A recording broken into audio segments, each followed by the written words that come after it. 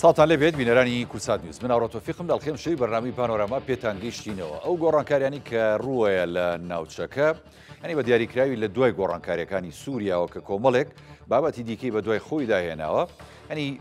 گۆڕانکاریە ئەبێ هەموو وڵاتان خۆیان بۆ ئەم گۆڕانکاریانە ئامادە بکەن یەکێک لەوانی کە پێویستە زۆر ینی ئامادە بێت وە قسە باسی زۆر لەسەرەکرێت ینی وڵاتی عێراق ئێستا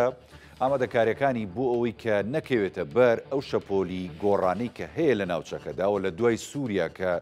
دوای نەمانی بەشار ئەسەد و هاتنە ینی سەرکاری ئەو دەسەڵاتە نوێ لە وڵاتە ینی عێراق کۆمەڵێک جموجوڵی بە ئاراستەی ئاسایشی خۆی واروەها ئەمنیەتی خۆی پاراستنی ئەو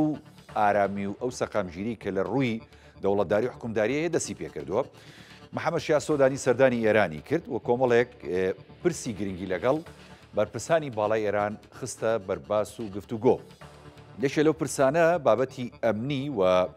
ینی تا ڕادەیەک پاراستنی ئاسایش و سەروەری عێراق و ئەو هێزە چەکدارانەی کە هەن و بە هەندێک لە جۆرەکان دەیانەوێ ینی پەلاماری بنکە و بارەگاکانی ئەمریکا بن لە عێراقدا یاخود پێشتر هێرشیانە کردە سەر ئیسرائیل گفتوگۆکرا لە ئاستی باڵا لە ئێران لەگەڵ بەڕێز عەلی خامنایی و هەروەها لەگەڵ بەرپرسانی دیکەی کۆماری ئیسلامی ئێران کە تا ڕادەیەک لەم دۆخەدا ئەوان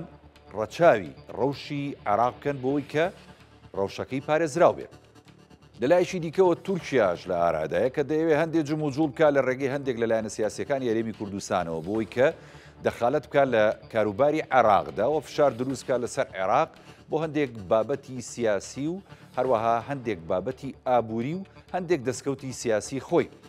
کورد لە ئێستادا لە ناوچەکە ئەویش بە هەمان شێوە جوڵێکی دەست پێ کرد و ئێستا کۆبنەوەی ئیداری دەولە هەیە لە بەغدا لەم ساتی کێمە گفتوگۆکین کۆبنەوەکە بەڕێواچێ بەرپرسانی باڵای ینی عێراق لە پێکێنەری ئیداری دەولە و حکوومەتی عێراقی بەشدارنتیایە هەر چوار سەرۆکایەتیەکە و سەرۆک باڵ جەلال تاڵەبانی و سەرۆکی هەرێمی کوردستانیش کۆبوونەوەکە لەسەر دۆخی عێراق و ئەمنیەتی عێراق ئێمەم شەو گفتوگۆکەین لەسەر کوێن بابەتانە بە میوانداری بەڕێز کاک ئەحمەدەرکی چاودێری سیاسی کە بە سوپاسەوە لە ڕێگای سکایپ لە مۆسڵ لەگەڵمانە. کاک ئەحمەد سڵاوت لێبێ کۆمەڵێک بابەتم باس کرد و لەسەر کۆی ئەو گۆڕانکاریانەی کە هەیە حەزەکەم ینی ڕای جەنابێت وەکو چاودێرێکی سیاسی و خوێندنەوەت بۆ ئەو ڕەوشەی کە هەیە دەگوزارێت لە عێراق لە سووریا لە ئێران وەرەها لە تورکیاش بە دیاریکراوی دیمەنە گشتێکە چۆن ئەبینن بەڕێستان؟ پێشەکەی کاکاورە سڵاو لە بەڕێستان و بینەرانی کەناڵی خۆشەویستان سپاس بۆت. ئەتوانم بڵێم هەشتی مانگی 12 ڕۆژی ڕوخانی ڕژێمی ئەسەد ڕۆژێکی مێژووی بوو ینی لە مێژوو ڕۆژهەڵاتی ناوەڕاست لە ئایندە ڕۆژهەڵاتی ناوەڕاست ئەگەتوانین بڵێن لەگەڵ 7 ئۆکتۆبەری ساڵی 2023 هەروەها ینی خاڵێکی گرم بوو ئەتوانین بڵێن لە هەشتی 12 کە ئەو ڕۆژە ڕوخانی ڕژێمی ئەسەد بوو کاریگەری ڕاستەخۆ هەیە سووریا ئەگەر جەناب سەیری نەخشەی یعنی نەخشە بکەی سووریا وڵاتێکی گرنگە لە ناوچەکە کاریگەری ڕاستەوخۆ هەیە لەسەر عێراق لەسەر کۆی دراوسەکانی عێراق تورکیا ئەسرائیل لوبنان ئۆردن لەوە ئەچێ لەوەی لە هەشتی 12 ڕوودا بوو خاڵێکی هاوبەش هەبوو لە نێوان ئەم هێزانەی کە کاریگەریان هەیە لە گۆڕاپانی سووریا بۆ یعنی خاڵە هاوبەشەکە ئەوە بوو ڕژێمی ئەسەد بڕوخێنن هەروەها لاوەسکردنی نفوزی ئێرانی لە سووریا. بەڵام ئێستا یعنی هێشتا من بەڕای من ململانێت تونتر ماوە مەسەن ئەگەر ئەمانە لەسەر خاڵێکی هاوبەش پێک هاتبوون کە ڕوخانی ڕژێمی ئەسەدە بەڵام ئێستا جیاوازیەکان هەن بۆ نمونە وڵاتێکی وەکو مسر و ئۆردن ترسیان هەیە لە زاڵبوونی هەژمونی تورکیا و هەژمونی ئیخوانی مسلمین ئەسرائیل هەروەها ترسی هەیە لە دروستبوونی سەرکردایەتیەکی ئاینی لە سووریا کە کاریگەری کە لەسەر ئاسایشی ناوچەکە ئەو زیادبوونی هەژمونی تورکیا من هەر چەندە بە زیادەیەکی کاتیە بینم چونکە من لەو بڕوادانیم کە هاوکێشە نێودەوڵێتەکان و هەرێمەکان ڕێگە بدەن کە تورکیا زیاتر نفوزی هەبێ ئەمڕۆ ئێستا کە قسەکەین ئەمڕۆ لە ڕیاض لە پایتەختی سعودیا کۆنگرەیەکی گرنگ کرا بۆ باسکردنی باردۆخی سووریا ئەوەی گرنگ بوو لە بەیانی ختامی لە تصریح وەزیری خارجەی سعودیا کەوتی یعنی با سووریەکان خۆیان یعنی تقریری مەسیری خۆیان بکەن خۆیان لە ئایندەی وڵاتیان خۆیان ئەو شێوەی حکومڕانی کە پێویستیان پێ هەڵبژێرن ئەمە جۆرەك لە جۆرەکان ئەتوانە بڵێ جۆرەکە یعنی مەسجێکی نەڕاستەوخۆ لە زۆربەی لە وڵاتە عەرەبیەکان بۆ نمونە بۆ تورکیا کە موضوعی تەداخلی یعنی مەسەلەن کە وەکو ئیشارەتت پێدا کە زیادبوونی هەژمونی تورکیا لە قۆناغی سەرەتای ڕوخانی ڕژێمی ئەسەد یعنی من دڵنیام لەوە لە قۆناغەکانی داهاتوو ئەو هێزە هەرێماتیەکان هەروەها کۆمەلگانی و دەوڵەتی هێزە ئەوروپیەکان ئەمریکا بە تایبەتی یعنی بڕواناکە بڕێ بدەن کە ئەم یعنی هەژمونی تورکیا زیاد بێ بۆیە تورکیا هەوڵەدا لە عێراقش یعنی ئێستا تورکیا زۆر گرنگی بە سنووری باشووری خۆیاندا کە لە عێراق و سووریا پێکاتەوە بە تایبەتیش ئەمە کاریگەری ڕاستەوخۆ هەیە لەسەر کوردە یان ئەگەر جەناب سێرکە ئێستا تورکیا بە سێ شکل مامەڵە لەگەڵ مەلەفی کوردەکانەکە لەلایەکە لە تورکیا خەریکەوە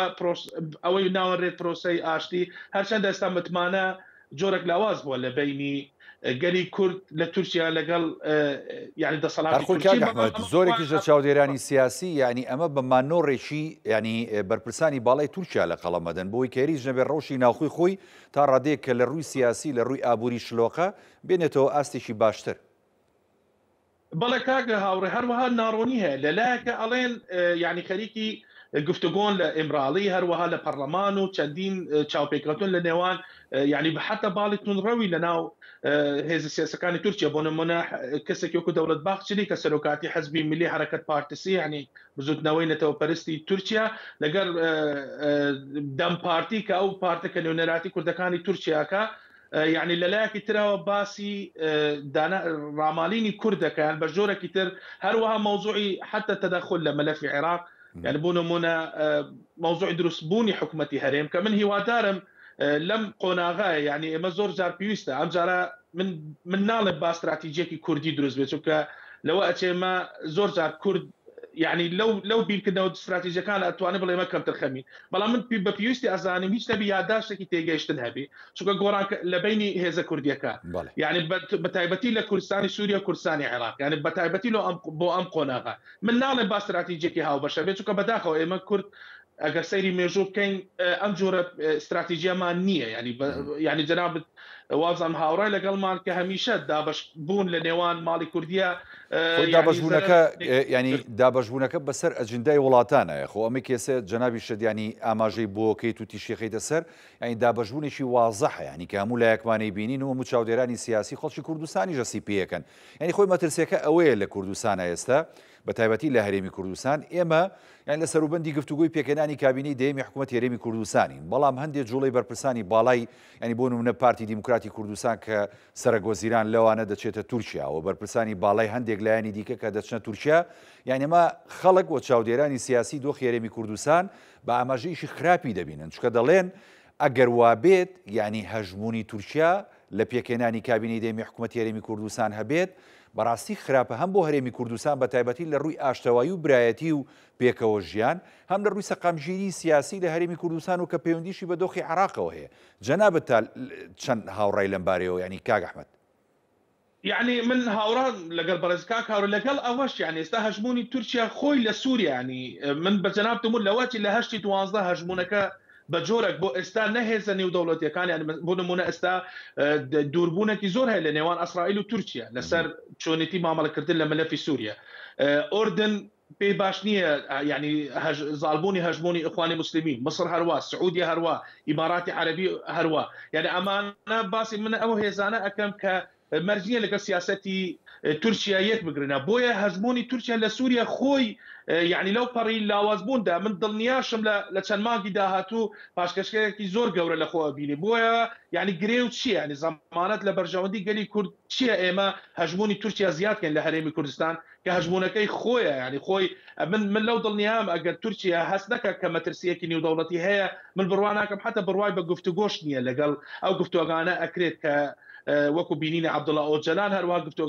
گفتوگۆکان لەگەڵ برایانی کورد لە تورکیا یعنی خۆی لە خۆی تورکیا هەست بە جۆرێک لە مەترسیەکە بۆیە من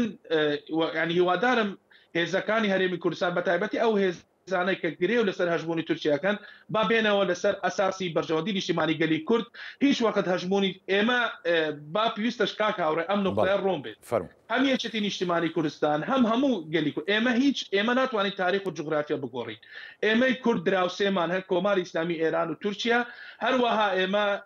یعنی کاریگەریەکانی ڕۆژهەڵاتی ناوەڕاست کاریگەری لەسەر عێراق و لەسەر گەلی کوردستان و هەرێمی کوردستانشە ئێمە ناتوانین تاریخ و جوغرافیا بگۆڕێ ئێمە هیوادارین لانی بەرامبەر یاخود هیوادارین باشترین پەیوەندیمان هەبێ هەم لەگەڵ کۆماری ئیسلامی ئێران هەم لەگەڵ گرنگ ئەوەیە کاک ئەحمەد یانی ئەوەی کە ینی پەیوەندی ینی دروستە ینی لە هەرێمی کوردستانەوە لەسەر ئاستی باڵا لەسەر ئاستی نیشتیمانی لەسەر ئاستی سیاسی و دیپلۆماسی و کۆدەنگی لەگەڵ تورکیا و لەگەڵ عێراق و لەگەڵ ئێران و تەنانەت لەگەڵ ینی سووریای نوێژدا هەبێ بەڕاستی خۆی ئەمە گرنگە خۆ قسەکە ئەوەیە بەڵام ینی تۆ تاگلایەنە کاتێک کە هەر لایەنێک دەچێتە بۆ نمونێستا دەچێتە تورکیا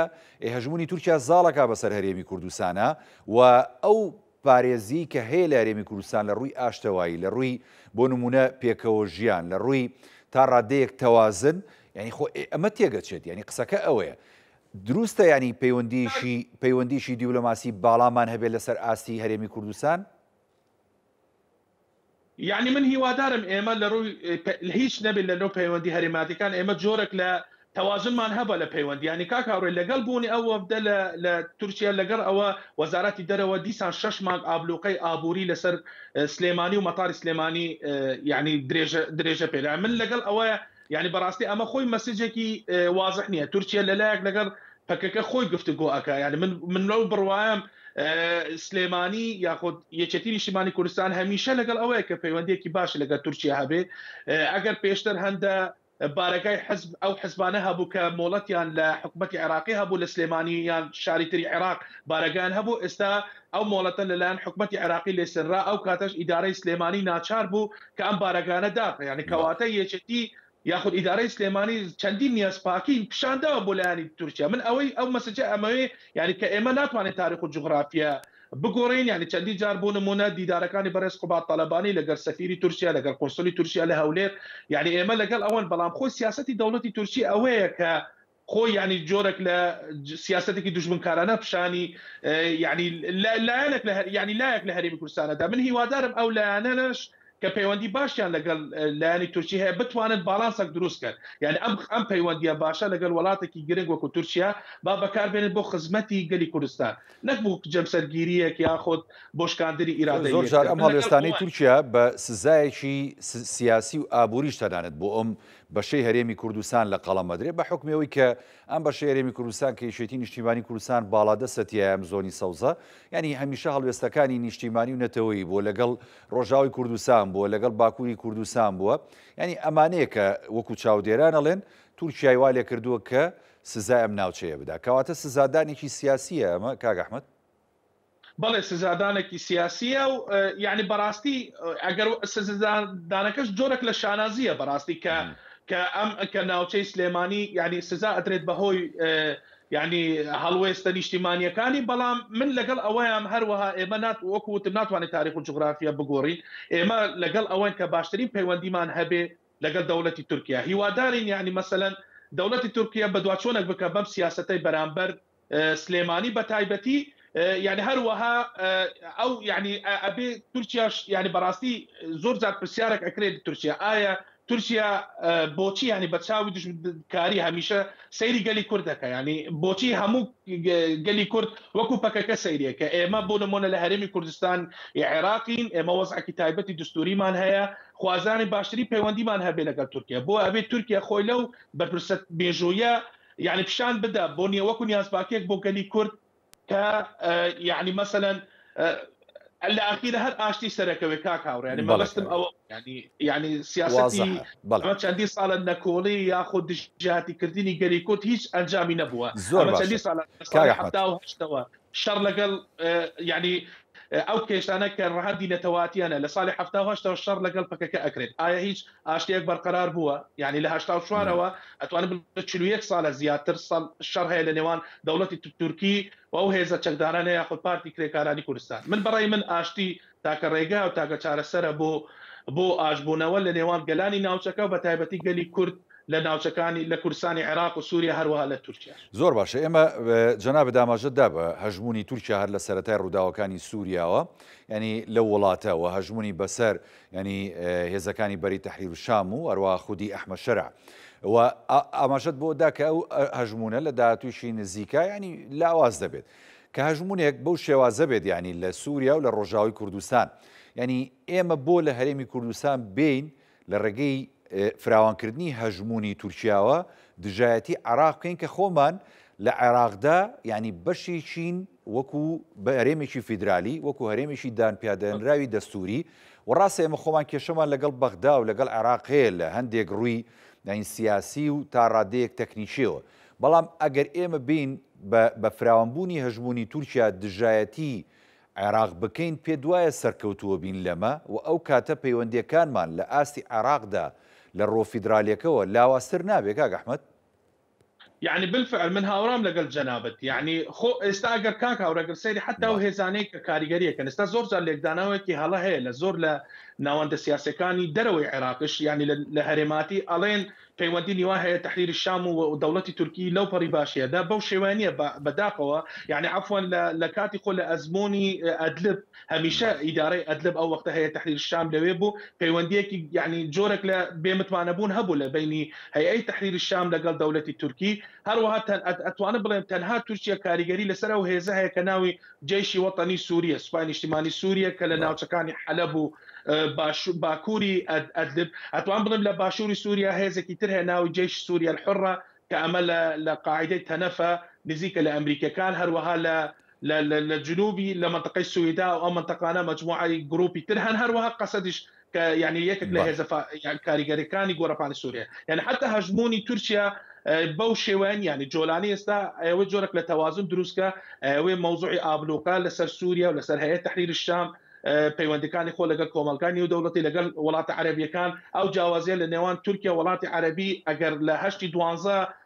خاڵی هاوبەش هەبووە بۆ ڕۆخانی ئەسەد ئەمە لە مانگەکانی داهاتوو ئەم جیاوازیانە دەرکەواتە ئەو هێزانە گرێوەکەن لەسەر زیادەکردنی هەژمونی تورکیا من بەڕای من گرێوەکی هەڵەیە و کاریگەری نەگەتیڤ ئەبێ لەسەر هەژمونی هەرێمی کوردستان. ئێمە لە عێراق شەراکەتی ڕاستەقینەمان هەیە هەرێمێکی دانپێدراو هەیە شەریکن ئێستا لەم سەعاتەوەکو جەنابەت لە بیدایەتی بەرنامەکە ئیشارەت پێدا ئێستا بەڕێز کاک باپل جەلال تەلەبانی سەرۆکێکی تیشتیمانی بەڕێز کاکنی چیروان هەموەکو سەرۆکی هەرێم هەموەکو جێگری سەرۆکی پارتی لە گفتوگوان لە ئەوەی پێڵێن ئێتیلافی ئیدارەت الدەولە یعنی کەواتە تۆ بەشێکی لە یان بەشێکی لەو هێزە کاریگەرەکان کە لە گۆڕەپانی سیاسی عێراق هەر نەک بەشێکی کاریگەرین ینی ئێمە زۆر جار ینی هەر لە سەرەتای ساڵی 2023ەوە خۆمان بە دامەزرێنەر و بنیادنەرەوەی عێراقی نوێ لە قەڵەمەدەین ئیتر بۆچی دەبێ ئێمە بین هەژمونی وڵاتان سەپێنین بەسەر عێراقدا ینی هەندێک ئەجندای دیاریکرا و جێبەجێ بکەین کە دوجار ینی لە بەرژۆندی خۆمان نەشکێتەوە. وكواتا او كاكا او يعني ابي بيجبيني واش بكري كاو كاتا يعني هريمي كردستان اخرتها من المليانيه كني دولتي كدورش نيه هجموني ولاتي تريش بيت يعني لناوتشكا من براي من يعني ابيك هريمي كردستان بالسياستك يعني بالانس وتوازن دور بي لو من المليانيه او قري وكرتين لسر زياده كردني هجموني ولاتك بتايبتي تركيا من براي من خدمات با ئاینده و ئاسایشی نەتەوەیی و خزمەت بە بەرژەوە دەباڵەکانی گەلی کوردناکە هیوادارم ئەو هێزانەی کە ئەم گرێوە ئەکەن مراجعات حساباتی خوان کەن هەر بۆ يعني بۆ بەرژەوەندی باڵای ملەتەکان. زۆر باشە کاک ئەحمەد ئەمە بابەتی ینی هەرێمی کوردستان و ئەم بابەتی ینی تورکیاوە تا ڕادێکی سووریا چونکە ئەم بابەتەکان خۆ دەزانانی ینی گرێدراون بەیەکەوە ئێرانیش لە بابەتەکەدا هەیە کە ئەمیش گرێدراوێکی ینی بنچینەیە لە پرۆسەی سیاسی عێراق و لە ڕابردووشدا لە پرۆسەی سیاسی و سەربازی و هەروەها کۆمەڵێک لایەنی دیکەی مەسەبی لە سووریادا و درێژکراوە بۆ لوبنان و هەندێک ناوچەی دیکە. ئێمە ئێستا زانین ینی ئەم بابەتە بە کۆتا هات ینی ڕۆڵی ئێران لە ناوچەکەدا تا ڕادەیەک ینی چۆنەڵی تەوەخ کراوە سنووردار کراوە کەم کراوەتەوە. ئەو هیلالە شیعەیی کە هەبوو لە پێشتر ئێران هەوڵی بۆدا و دروستیشی کردبوو ئەمە شکێنراوە. ئێستا عێراق جوڵەیەشی هەبوو ینی محەممەد شیع سۆدانی سەردانی ئێرانی کرد و پەیوەندیەکان تا ڕادێک لەگەڵ ئێران لە ئاستێکی باشە ینی بەڵام ئەم سەردانانە هەندێک لە چاودێرانی سیاسی خوێنە و جیاوازی بووەکەن ئەڵێن ینی کۆمەڵێک بابەتی دیکەی پشت پەردە هەیە کە لە نێوان ئێران و عێراقدا باز دەکرێت ینی بۆ میدیاکان ناخرێتە ڕوو. ئەو بابەتانە بەڕای تۆ چییە کە لە نێوان عێراق و ئێران لەم کۆبوونەوەانەدا ڕووی داوە و هەوڵەکان بە ئاراستەی چییە و عێراق دەیەوێت لەم ڕێگەیەوە چی بکە؟ يعني عراق من برأيي من يعني هدفي جرينجي عراق اوه جارك ترم الملانيه كان نيت يعني عبز عراق وكو شلون بينما لدواي صار 2003 اداره امريكي تازه يد لنوزدي مان ياخذ بيستي مان اداره ترامب ترسي عراق لويا جارك تر عراق بيت غوراباني من الملانيه لنوان امريكا وايران اولا بيوندي بفصائل كانت وامبلي فصائل الشيعة كان يعني او كتائب حزب الله او جروبا يعني جروبا ميليشيا مسلحه كانوا كوالين امانه يعني زور جار يعني استا قصيك كامانه باماز لقرين لدواي هاتني اداره امريكي تازه بويا توان بلم اوي بيوندي با اوي ملفي امني هل وها ملفي ابوري يعني بيشتر اسم الملاني ابوري لنيوان ايران وعراق لا استكي برسبو وهل وها ايرانيش بخالكي زور جرينك سيري عراق كاتوان بلم بكوتا خالي هيزي للروجرات الناوراس لدواز يعني لدزداني جورك لهجمونكي للبنان هل وها لفلسطين ولا غزه ولا لناوتشكان تربوي زور بجرينجي والسيري عراق كبلام سودانيش حولك بالانسك الرابق توانيوتي لو دوصالو نيويلا حكمرانيتي توانيتي بالانسك لنيوان ايران وامريكا رابق للعراق بلام لمودوا ما ببینین ئاماژەکانی یاخود سەرەتای دەست بەکاربوونی ترامپ سیاسەتی دەرەوە ئەمریکا بەرامبەر عێراق چۆنە بێ ئەو کاتە زیاتر دەرەکەوێ ئایا پەیوەندەکانی ئەمریکا و عێراق کاریگەری چۆنە بێ لەسەر ئێران هەروەها پەیوەندەکانی ئێران و عێراقیش بە چ جۆرەکە بێت پێ دوایە ینی کاتێک کە ترامپ دەست بەکارەبێت چکە خۆی ڕایگەیاندووە ئەڵێ هەر لە یەکەم ڕۆژی دەست بەکاربوونمەوە 100 بڕیاری زۆر گرنگ ینی کە بەرژەوەندی ینی پەیوەندی هەیە بە ئەمریکا و بە هەموو دنیا و ئیمزاکەم ئیمزاکردنی ئەم بڕیارانە یاخود بەردەوام جارێکی دیکە کە ترامپ دەست بەکارە بێتەوە لە پۆستی سەرۆکی ویلایەتە یەکگرتووەکانی ئەمریکا سیاسەتێکی جیاواز لەوەی لە ڕابردوو هەیبوو کە پەیڕەویە کرد بە تایبەتی بەرامبەر بە عێراق کە بڕیاری کشانەوەی هێزیدا لە ڕۆژاوی کوردستان لە سووریا بڕیاری کشانەوەی هێزیدا ینی لە ئەفغانستان واروەها لە بابەتی ینی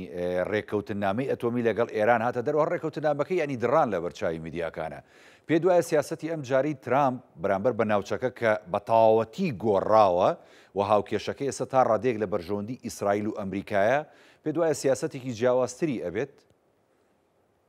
كاك هاوراوي بيوندي بترامب ترامب خوي يعني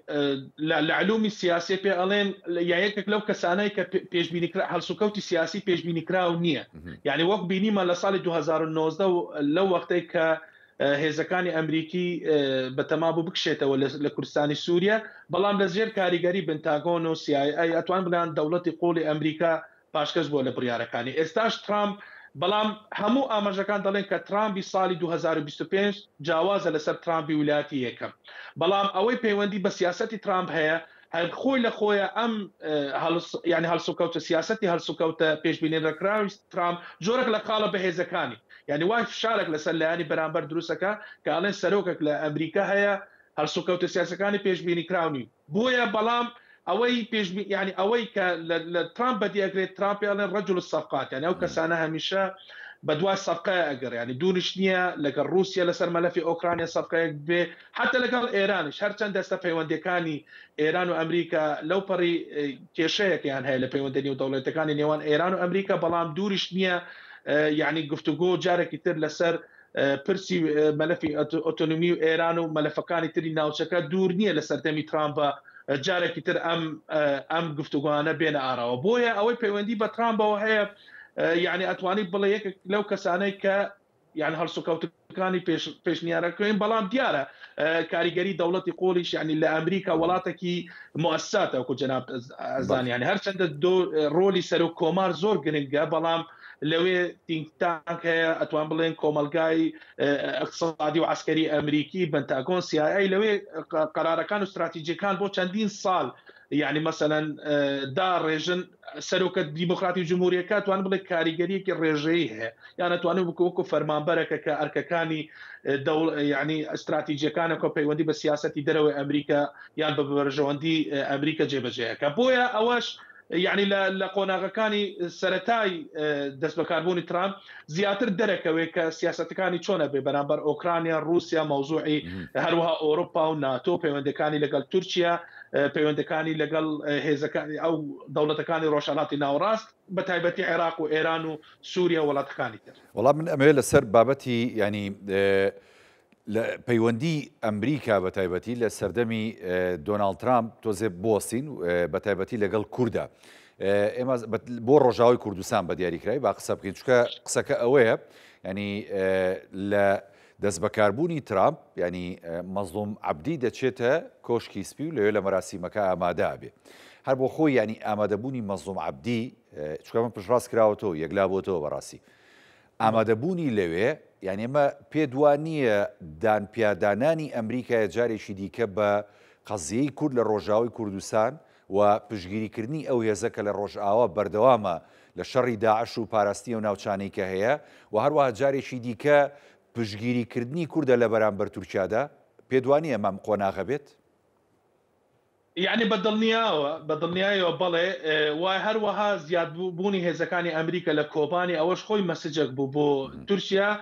هەروەها ئێستا تورکیا زۆر کاکاورە قەڵقی هەیە لەو ناوانەی کە لە ئیدارەی ئەمریکی تازە بۆ نمونە وەزیری دەرەوە مارک پۆمپی و ڕاوێژکاری ئاسایشتی نەتەوەی مارک والز ینی خۆی لە سنتەرە لێکۆڵینە استراتیژیەکانی تورکیا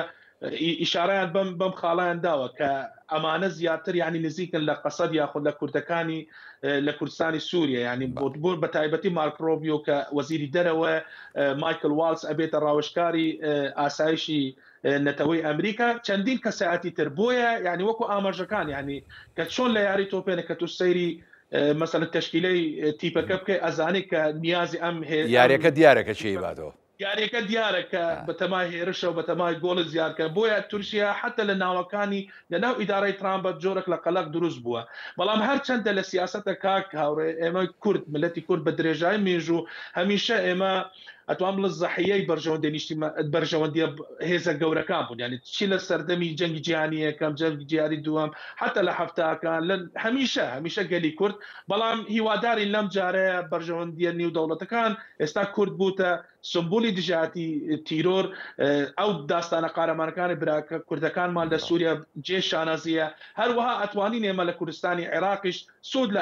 ینی ئەزمونونەکانی خۆمان بکەین هەرچەندە ئەزمونونێکی جێ شانازیە کە یعنی حکومەت ئەزمموی حکومڕانی خۆمە بەڵام بێت یعنی بێکەم و کورتی نییە گەر ئێمە بە زەمیرە و قسە بکەین هەروەها برا کوردەکانمان لە تورکیا ئێستا دەوڵەتی تورکی بۆ لە ساڵی 1923 لە زیاتر لە 102 ساڵ لە نەکۆڵیکردنی بوونی کورد لە تورکیا لە ئەخیرە گەیشتونە ئەو قەناعەتەی ئەگەر بە فشاریش بێ کە ئەبێ دان بە مافی کورد بدرێ و ئەبێ لەسەر مێزی گفتوگۆ دان بە يعني بمافەکانی گەلی کورد بدرێ بۆیە ئێمە هیوادارین یعنی ئێمە لە ساڵەکانی داهاتوو زیاتر لە 100 ساڵ ئێمە ئەتوان بڵێ زەحیەی بەرژەوەندیەکانی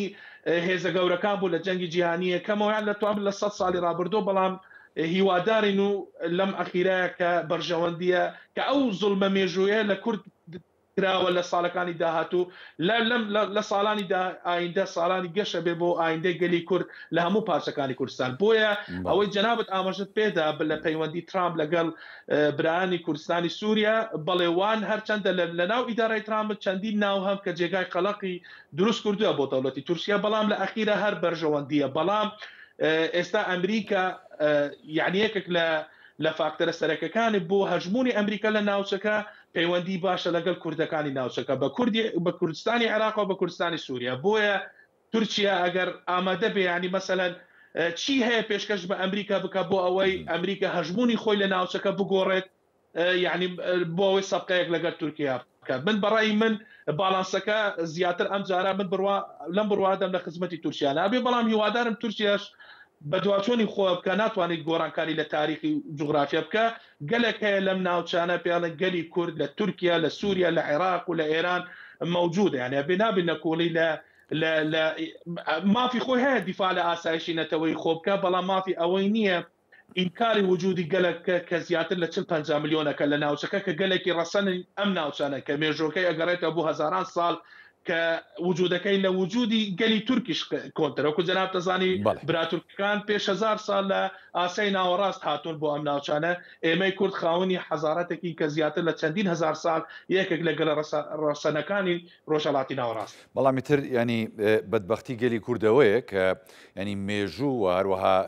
زۆر جاریش ینی بەرژەوەندی زلێزەکان وای کردووە کە حکوم بدا بەسەریدا و جوگرافیەکەی دابەش بکات. بەڵام ینی خۆشبەختانەوەی کە هەیە لە باشووری کوردستانەوە تا هەرێمیشی دانپیادانراو هەیە لە ڕۆژاوی کوردستان ئەمرێکی واقع و دیفاکتۆیەک هەیە لەوێ و لە باکووری کوردستانەوە تاوەکو جەنابیش تاماژەت پێدا ینی پرۆسەیەکی ئاشتی خەریکە دەکەوێتەوە سەر پێ ینی لە ڕێگەی ئیمرالی و بەڕێز عەبدوڵڵا ئۆجالان و سەلاحەدین دێمەرتاش و بەرپرسانی دیکەوە. بەڵام بابێمە سەر باشووری کوردستان بە تایبەتی ئێمە ڕاستە ئەمە ینی ئەمری واقع ئەو دابەژین بەسەرم چوار وڵاتەیە و بمانێت و نەمانوێت دەبێت پەیوەندی سیاسی و دیبلۆماسیەکان و بازرگانی و ئابوووریەکانمان لەگەڵ ئەو وڵاتانی کە تیایدا نەمیشە پەرە پێ بدەین. ئێستا ئێمە کە وەکو هەرێمی کوردستان ینی هەرێمیشی دانپیادەرنراوین لە عێراقا ینی پێویستە هەمیشە بەرژەوەندەکانی خۆمان لە عێراق پارێزراو بکەین وەکو لەوەی لەگە وڵاتانی دراوسێ. ئەم کۆبوونەوەی کێسە لە بەغدا بەڕێوە دەچێت بە ئامادەبوونی بەرپرسانی باڵای کورد لە سەر هەمویانەوە بەڕێز ینی سەرۆکی کێشێتی نیشتیمانی کوردستان و سەرۆکی هەرێمی کوردستان. ئێمە کە خۆمان بە عێراق دەزانی بە عێراقی دەزانین لە چوارچێوەی دەستوریشا دانپیادەنراوین پێ دوایە دەبێ عمقی سیاست و استراتیژیمان ینی بەغدا بێت یاخود نەخێر وڵاتانی دیکە و پایتەختی وڵاتانی دیکەوێ. يعني من برأيي من بغداد عمق استراتيجية بأو سياسة بتايبتية شتي نشماني كردستان قريب لسلو سياستك كردوها وك لتشندي قونا جياجيا كاني يعني سلمان دروك أو سياسة الراستا من برأيي من روجك ليكك لبرنامج كان وتم يعني ما لقل عراق هر چند كيشمان هبي بيشتر اجمونكي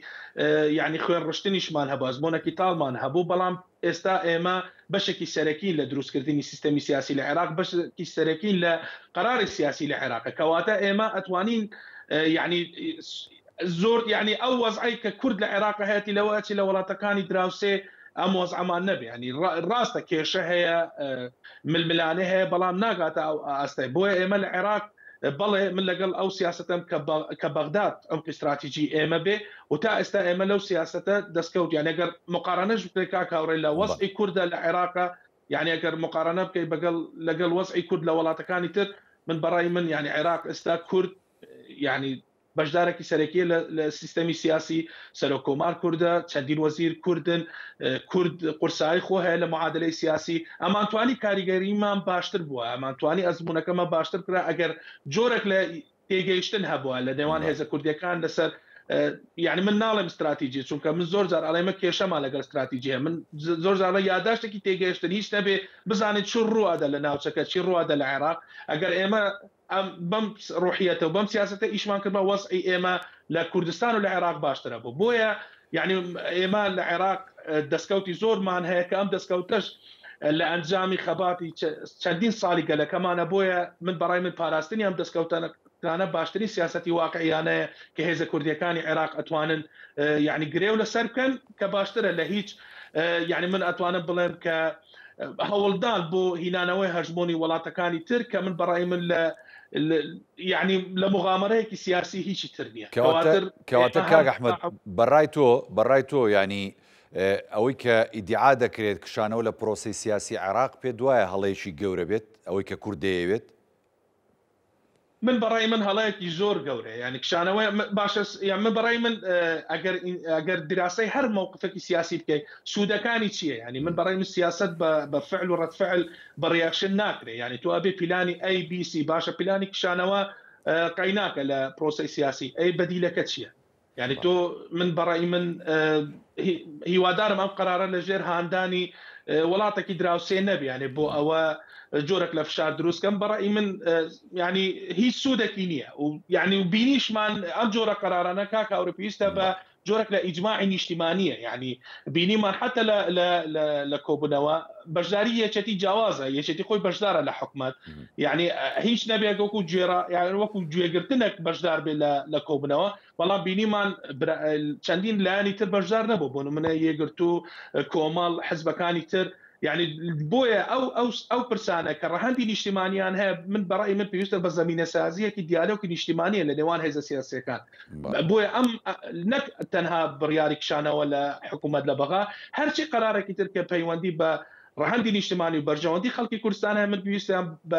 بە زمینە سازیە پێشتر بێت دیالۆگێک بکرێت نەک بە ڕەتفعلێک و بە سەردانێک و ئینجا دوای پەشیمان بوون یعنی من بەڕای من سیاست بەو جۆرە ناکرێت بە فعل و ڕەتفعل سیاست ئەبێ يعني دراسي باردو خكبكي بويا ام اوي كداواكري يعني درسون لبروسي سياسي كباشكش لبروسي سياسي براي من اما خدمت بهزموني هربي كردستان بله زۆر سپاس بۆ بەڕێز ئەحمەد ئەرچی چاودێری سیاسی کە لە ڕێگەی سکایپۆ لە مۆسڵ لەگەڵمان بوو سپاسێکم کاک ئەحمەد جان بەڵێ بینەرانی بەڕێز ئەڵخێم شەوی پانۆراماتان پێشکەشکرا خواتان لەگەڵ